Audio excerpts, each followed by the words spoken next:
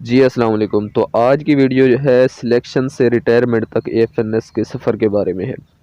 Selection हो जाती है, उसके बाद कैसे रिहाइश होती है, कैसे फैसिलिटीज़ क्या दी जाती हैं, तमाम चीज़ें आपकी आज की डिस्कस होगी इसकी वीडियो में। और आपने देखना है, और वीडियो लंबी है थोड़ी, लेकिन आपके सब तमाम डाउट जो हैं वो जिसे शक्कुक व शुबहात कहा जाता है वो क्लियर हो जाएंगे। चले जी चलते हैं आगे। Mostly asked question by candidates से जो क्वेश्चन काफ़ी जो है वो पूछे जाते हैं। कैंडिडेट जो पूछते हैं वो ये हैं कि एफएनएस के बाद हमने फ़ीस कितनी देनी है, डिग्री कैसे मिलेगी, जॉब कब होगी, हमारा ख़र्चा कितना होगा, हम हॉस्टल में कैसे रह सकती हैं, नर्सिंग की फ़ील्ड सेफ़ है या नहीं है, हमारे रैंक होते हैं या नहीं होते आर्मी की तरह, हम ऑफिसर भी होते हैं या नहीं होते, ये भी शकूक होते हैं, शुबहात होते हैं कुछ। एफएनएस की रैंक की वैल्यू भी है या नहीं है, तमाम जो है चीज़ें आज की वीडियो में डिस्कस करते हैं। चलें जी, वन बाय वन इनको डिस्कस करते हैं। अप्लाई करके आपका इनिशियल जो टेस्ट होता है वो हो जाता है, जिस तरह से अभी रिसेंटली आपने दिया होगा। और इनिशियल मेडिकल भी हो जाएगा सेंटर में, जिस सेंटर में आपने टेस्ट दिया उसी सेंटर में आपका इनिशियल मेडिकल भी हो जाता है साथ। नेक्स्ट उसके 1 से 2 माह बाद जो है वो शार्ट लिस्ट लगती है। उसके बाद जो है शार्ट लिस्ट जो कैंडिडेट गर्ल्स होती हैं उनका इंटरव्यू होता है उसी सेंटर में, या जो भी सेंटर सेलेक्ट किया हुआ होता है रजिस्ट्रेशन के वक्त उसमें हो जाता है। और उसके बाद जो है वो जो सिलेक्ट हो जाती हैं कुछ दिन बाद जो है वो फाइनल मेडिकल होता है। सीएमएच आपके शहर में जो आपके सेंटर के साथ जो है वो जो भी सीएमएच होता है उसमें जो है वो फाइनल मेडिकल हो जाता है। उसके बाद जो है वो फिर फाइनल मेरिट बनता है, उसमें जो है वो सिलेक्शन होती है। फाइनल मेडिकल के बाद जो है वो फाइनल मेरिट बनता है, उसमें सिलेक्शन होती है। कैंडिडेट को जो है सिलेक्टेड कैंडिडेट्स को जो है वो मैसेज आ जाता है कि आप सिलेक्ट हो गए हैं। यहाँ तक जो है वो आपका काम मेहनत करके सब कुछ करना है। मतलब आपकी मेहनत होगी तो आप सिलेक्शन होगी, और जब रिज़ल्ट आएगा तो अल्लाह बेहतर करेगा कि आपका भी इंशाल्लाह रिज़ल्ट आ जाए। नेक्स्ट जो है वो सिलेक्शन के बाद क्या होता है ये मैं आपसे डिस्कस करने वाला हूँ। नेक्स्ट ये है जी कि सिलेक्शन के बाद आपकी जहाँ जॉइनिंग होगी वहाँ आपने 4 साल वहीं रहना है। मतलब आपकी पोस्टिंग नहीं होगी इधर उधर, 4 साल तक आप उसी सेंटर पे रहेंगे। वहाँ रोज़ यूनिफॉर्म पहनना है, क्लासेस होंगी, रोज़ शाम को फिज़िकल एक्सरसाइजेज भी होनी है जैसा कि रूटीन में होती है। मतलब जो कैडेट्स की होती हैं, आर्मी का जो जैसा कि रूटीन है वो सारा कुछ होगा। और आगे है जी, आप 4 साल में यूनिवर्सिटी की तरह जो है वो डिग्री करेंगी 8 सेमेस्टर में। 8 सेमेस्टर होंगे, 4 साल में आपने नर्सिंग की डिग्री करनी है एएफएनएस की। आगे जो है वो रिहाइश है, रिहाइश आपको आर्मी दे देगी, वो फ्री में होगी आपकी। और एक रूम में जो है वो 2 से 4 लेडीज़ रहती हैं, आमतौर पर ऑफिसर्स होती हैं क्योंकि ये 2 लेडीज़ रहती हैं, या 3 भी, 4 भी कभी कभी रख देते हैं वो एक ही रूम में। और 3 टाइम का खाना जो है वो आपको मेस पे जाना होगा, वहाँ पे फ्री होगा। मतलब खाना वगैरह आपको फ्री होगा क्योंकि आप सिलेक्ट हो चुकी होंगी। और टाइम भी मुकर्रर होगा मेस का, क्योंकि ये आर्मी है। आर्मी में टाइम का, मेस का टाइम होता है कि इतने से लेकर इतने बजे तक दोपहर को खुला होता है मेस, और ये वो सारा कुछ दिया होता है, टाइम के मुताबिक चलता है। नेक्स्ट है जी, आपकी सीनियर जो है वो आपको ट्रेन करेंगी, उनकी हर बात आप पर मानना लाजिम होगा। हाँ जी, आपने अक्सर लोगों ने जो है वो ड्रामा भी देखा होगा, सिनफ़े आहन जो है उसमें एक सीनियर होती है, मतलब वो उन लोगों को ट्रेन वगैरह करती है। तो इस तरह से आपको एएफएनएस में भी देखने को मिलेगा। आपके रूम की जो सफाई हो गई वो स्टाफ होगा वो करेगा, खुद ही उनके रखे हुए होंगे, क्योंकि आप ऑफिसर होंगी। आप तो ज़ाहिर बात है सफाई नहीं करेंगी। रूम में चीज़ें लेकर देने का स्टाफ होगा। मतलब रूम में अगर कोई भी चीज़ आपको चाहिए बाहर से, वो आपको स्टाफ होगा, उसको आप बताएंगे वो आपको ला कर देगा। मेस में स्टाफ होगा, मेस में आपको वो प्रोवाइड करेंगे, खाना फैसिलिटी होगी। आप आराम से जाकर टेबल पे बैठ जाएंगी और आपको खाना वगैरह प्रोवाइड किया जाएगा। ओ, और वो सब फीमेल होंगी, मतलब फीमेल ही होंगी सारी प्रोवाइड करने वाली। आपको फ़िज़िकल जो है एक्टिविटीज़ लेडीज़ कंडक्ट करवाएंगी। हाँ जी, फ़िज़िकल एक्टिविटीज़ जो भी होगी, पीटी वगैरह, एक्सरसाइजेज वगैरह जो भी होंगी, वो फीमेल कैंडिडेट ही होंगी। मतलब फ़ीमेल अफसर होंगी जो आपकी सीनियर होंगी, वो करवाएंगी। नेक्स्ट है जी मोबाइल फ़ोन। मोबाइल फ़ोन के बारे में क्या है, मोबाइल फ़ोन स्टडी के बीच में यूज़ करने पर पाबंदी होगी। जब आपकी स्टडी हो रही होगी, मतलब क्लास हो रही होगी, उस वक्त जो है वो आपको पाबंदी होगी।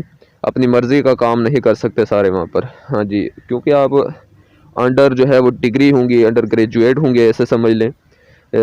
डिग्री कर रही होंगी 4 साल में, इस इन 4 सालों की बात ये हो रही है।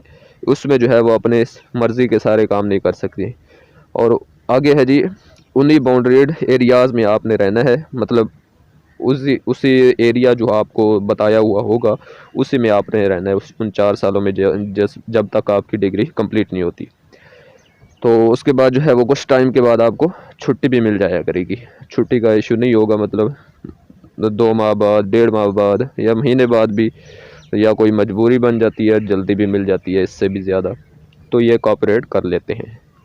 नेक्स्ट है जी, इन 4 साल में आपकी रिहाइश, खाना, स्टडी वगैरह और यूनिफॉर्म वगैरह, ईच एंड एवरीथिंग आपको फ्री आर्मी प्रोवाइड करेगी।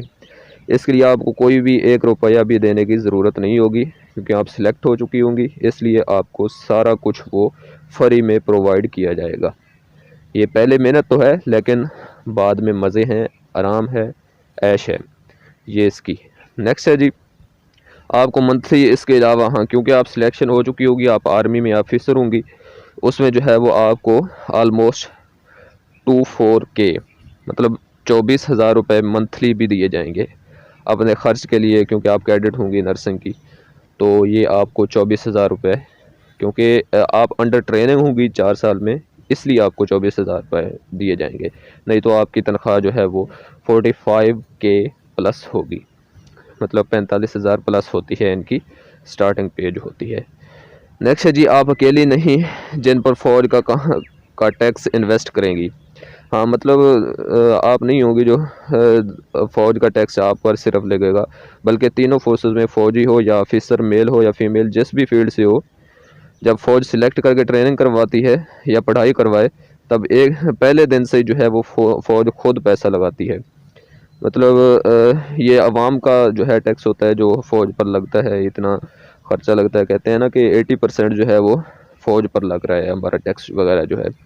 तो ये आप अकेली नहीं होंगे, पाक आर्मी है, नेवी है, एयरफोर्स है, या दूसरी और भी फोर्सेस हैं, एएसएफ है और लेवीज फोर्स है, इस तरह से दूसरी भी काफ़ी फोर्सेस हैं, रेंजर्स वगैरह है, उन पर जो टैक्स लग रहा है वो अवाम का ही लग रहा है, मतलब आप अकेली पर वो नहीं लग रहा।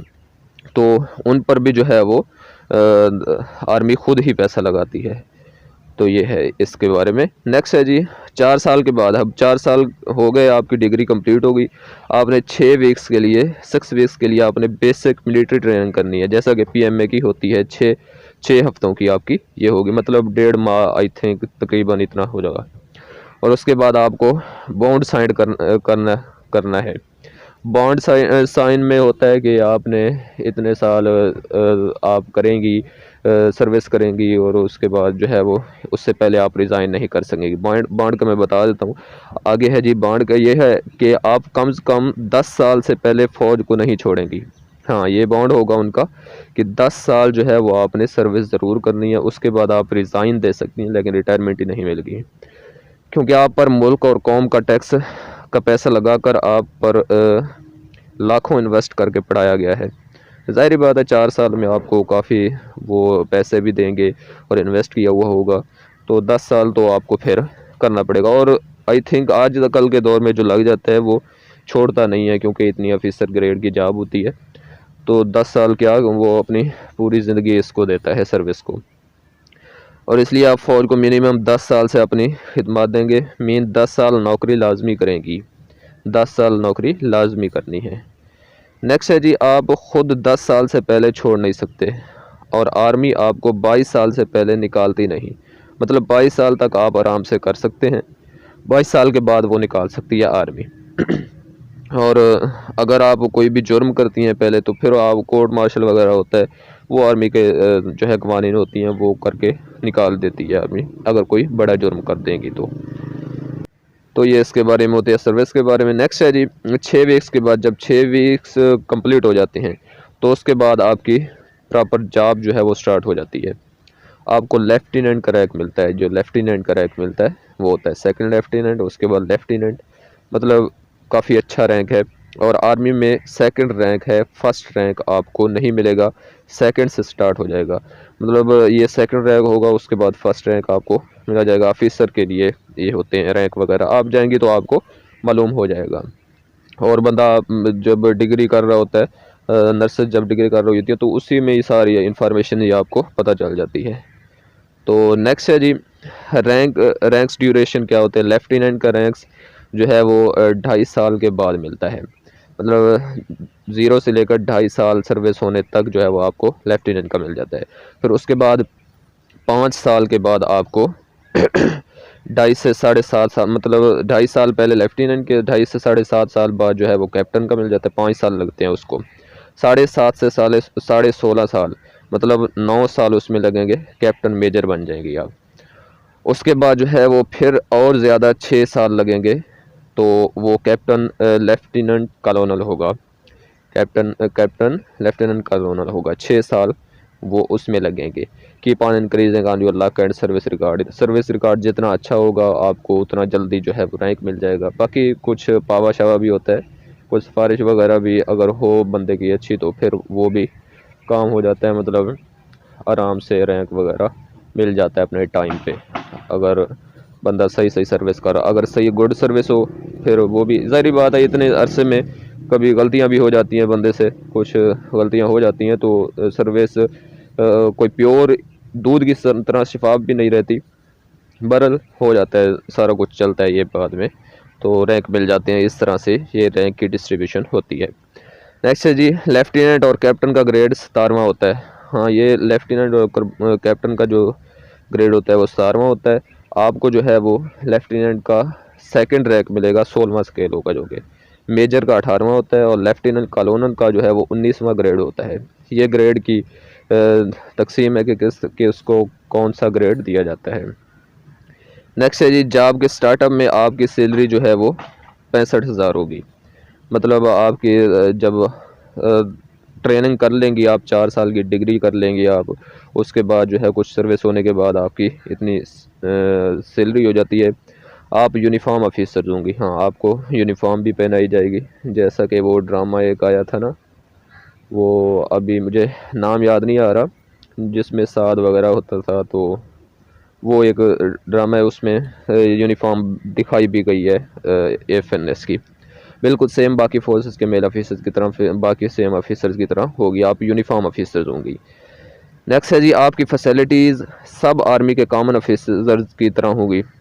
घर मिल जाएगा आपको, घर अलहदा मिलेगा, और अम्मी अबू हस्बैंड और बच्चों का हर किस्म का इलाज जो है वो फ्री होगा आपका। 1 साल में पीआईए के 6 टिकट आपको दिए जाएंगे, और रेलवे के पीआईए फ़्लाइट जो है उसके 6 टिकट मिलेंगे फ्री में, और रेलवे के 8 टिकट होंगे, तो ये हाफ़ रेट पर आपको मिलेंगे। मतलब अगर पीआईए का 20,000 जो है वो टिकट का है, तो आपको 10,000 सिर्फ देना होगा। 6 टिकट इस तरह से आपको दिए जाएंगे, और रेलवे के भी 8 टिकट होंगे, ये आपको 1 साल में दिए जाएंगे। ये भी बहुत अच्छी फैसिलिटी है। मतलब आर्मी का ऑफिसर की यही तो बातें हैं ना, अगर लग जाए तो बंदा, तो फिर ऐश ही ऐश होती है आर्मी के ऑफिसर को ही। नेक्स्ट है जी आपको सीएमएच में पोस्ट कर दिया जाएगा। हाँ जी, सीएमएच में, क्योंकि आप नर्सिंग होंगी, नर्सिंग ऑफिसर होंगी, तो आपको सीएमएच में ही भेजा जाएगा। मेडिकल जो के हॉस्पिटल में सीएमएच का जो होता है आर्मी का, और हर 3 साल के बाद आपको ट्रांसफ़र करके किसी और सीएमएच में भेज दिया जाएगा। हाँ, फॉर एग्जांपल आप जो है वो रावलपिंडी सीएमएच में हैं 3 साल के लिए। 3 साल जब आपकी जो है वो सर्विस हो जाएगी, फिर आपको मुल्तान भेज दिया जाएगा। एग्जांपल मैं दे रहा हूँ इस तरह से, तो आपकी पोस्टिंग होती रहेगी। नेक्स्ट है जी बीच में एक पोस्टिंग नेवी या एयरफोर्स के हॉस्पिटल में भी आ जाएगी। मतलब नेवी और एयरफोर्स के भी हॉस्पिटल होते हैं, उनका भी सीएमएच होता है। सीएमएच की तरह आर्मी का जिस तरह सीएमएच होता है, उनका अलहदा से हॉस्पिटल होता है, तो उसमें भी एक आध दफ़ा जो है वो आपकी पोस्टिंग हो जाएगी। आपका काम हॉस्पिटल में अपने टाइम में नर्सिंग सर्विसेज और पर मेडिकल के अलाइड स्टाफ को काम को 100% ठीक डिलीवर करवाना है, इंश्योर करवाना होगा। इसमें यह है कि आपका काम क्या होगा कि आप जो भी नर्सिंग स्टाफ है वहाँ पे सीएमएच में, या जो भी मेडिकल हॉस्पिटल में आपको लगाया गया है जिसमें, उसमें आपने ये देखना है, आपने सुपरवाइज़री करनी है उनकी, जितने भी वो नर्सिंग स्टाफ होगा, डॉक्टर होंगे, उनकी सुपरवाइज़री करनी है कि वो किस तरह से काम कर रहे हैं, ठीक काम कर रहे हैं या नहीं। आपने जाकर बस चक्कर लगाना है, इस तरह से समझ लें। तो ये इस तरह का काम होता है। ऑफिसर डील करेंगे और उसको लुक आफ्टर करेंगे, मतलब सारा कुछ ये ताकि हॉस्पिटल में सब नर्सिंग वर्क आप एज ऑफिसर डील करेंगी। तो मैंने ये सब कुछ आपको बता दिया है। नेक्स्ट है जी, सर्विस के दौरान आपको इज़्ज़त मिलेगी, रेस्पेक्ट मिलेगी, आपकी जॉब साफ़ सुथरी होगी, कोई आपको जो है वो मैली आँख से भी नहीं देखेगा, देख ही नहीं सकता वहाँ पे। अगर देखे तो आपने जस्ट उसकी कंप्लेंट करनी है, फिर देखना आगे फ़ौजी क्या काम करते हैं उसकी। तो बस ये जो है वो मैंने आपको बता दिया ना। आपने वहाँ पे रिलैक्स रहना है और बहुत ही अच्छा एनवायरनमेंट आपको मिलेगा, कोई भी आपको तंग नहीं कर सकता। तो मौज में आप ज़िंदगी गुजारेंगी। नेक्स्ट है जी, 22 साल के बाद जब सर्विस एंड होगी, मतलब 22 साल होती है ना, ठीक ठाक लाखों में पैसे मिलेंगे आपको। रिटायरमेंट ही होगी क्योंकि, और रिटायरमेंट ही पर आपको पता ही है। और आपकी जो वो होती है सैलरी होती है वो भी बहुत ज़्यादा हो चुकी होती है। रिटायरमेंट ही पर फिर आपको मिलता है, और हम हर माह बाद जो है वो पेंशन भी मिला करेगी आपको। तो ये सारा कुछ आपको दिया जाएगा। नेक्स्ट है जी, लास्ट में ये स्लाइड है। उम्मीद है इस सब में आपको तमाम पॉइंट्स क्लियर हो गए होंगे, और ये सब आपको तब मिलेगा जब आप इन सब को सोचना छोड़ देंगे। मतलब इसका ये है कि आप इसको अभी छोड़कर, जिन्होंने अभी टेस्ट देना है, इसका जो है वो रिटन टेस्ट देना है, उस पर फोकस करें अपना। जो भी नेक्स्ट टास्क आ रहा है ना, उस पर फोकस करें। आप ये नहीं कि ये टेस्ट किस तरह से होगा, इंटरव्यू अभी टेस्ट दिया नहीं है, इंटरव्यू के बारे में सोचने लग जाएं और आगे पैसों के बारे में सोचने लग जाएं। मैंने आपको ये सारी इन्फॉर्मेशन दे दी है, इस तरह से होगा। कितने पैसे लगेंगे, कोई पैसा नहीं लगता, मतलब आपका ऑफिसर्स होंगे आप, तो आपकी ऐशो इशरत में आपकी ज़िंदगी गुजरेगी। तो इस तरह से ये सारा होगा। तो आप नेक्स्ट टास्क जो है, अभी आपने टेस्ट देना है तो टेस्ट पे फोकस करें। अगर आपने टेस्ट दे दिया है तो दुआ भी करें अल्लाह से कि इंटरव्यू में नाम आ जाए। इंटरव्यू के लिए आप अपनी तैयारी करें और अच्छा इंटरव्यू करें, अपना इंटरव्यू कंडक्ट करवाएं अपना, और सारा कुछ इस तरह से अपने नेक्स्ट टास्क के लिए जो है वो आप अपनी तैयारी करें। इंशाल्लाह आपकी सिलेक्शन ज़रूर हो जाएगी। और सबसे बेहतर जो चीज़ है, सबसे बेहतरीन चीज़ जो है वो अल्लाह ताला से दुआ है। अगर आप लग भी जाती हैं तो फिर भी आप जो है वो अल्लाह ताला को नहीं भूलना। मतलब अल्लाह ही होता है जो हमें जब हम कुछ नहीं होते तो हमें सब कुछ बना देता है। तो इसीलिए अल्लाह को कभी नहीं भूलना, कभी ज़िंदगी के किसी मैदान में भी अल्लाह की नाफरमानी नहीं करनी। बस ये जो है वो सारी आज की वीडियो यही थी कि इसमें सब कुछ मैं आपको बता दूं कि काफ़ी कैंडिडेट जो है वो पूछती हैं कि किस तरह से जॉब होती है, फैसिलिटीज़ जो होती हैं किस तरह की होती हैं। तो ये आज की वीडियो इसी के बारे में थी। तो इसी तरह की वीडियोज़ हासिल करने के लिए हमारे चैनल को सब्सक्राइब कर लें, क्योंकि हम इस चैनल पर टेस्ट की प्रिपरेशन, इंटरव्यू की जिस तरह जो भी मराइल होते हैं उनकी अपडेट भी देते रहते हैं, और लिस्टिंग की अपडेट भी देते रहते हैं, और तैयारी भी करवाते रहते हैं हर टेस्ट की। तो इसलिए चैनल ज़रूर सब्सक्राइब कर लें अगर अभी तक नहीं किया हुआ, और बेल आइकन का बटन आएगा साथ, उसको भी प्रेस कर लेना, ताकि जो भी हमारे इस चैनल पर वीडियो अपलोड होगी उसका नोटिफिकेशन आपको मिलता रहेगा। फिर मिलते हैं इंशाल्लाह किसी नेक्स्ट वीडियो में। और नेक्स्ट कौन सी वीडियो आपको चाहिए वो भी आप नीचे कमेंट में बता दें। अगर आपका कोई भी और क्वेश्चन है तो आप वो भी हमसे नीचे कमेंट करके पूछ सकती हैं इसी वीडियो के नीचे। फिर मिलते हैं इंशाल्लाह नेक्स्ट वीडियो में, तब तक के लिए अल्लाह हाफिज़।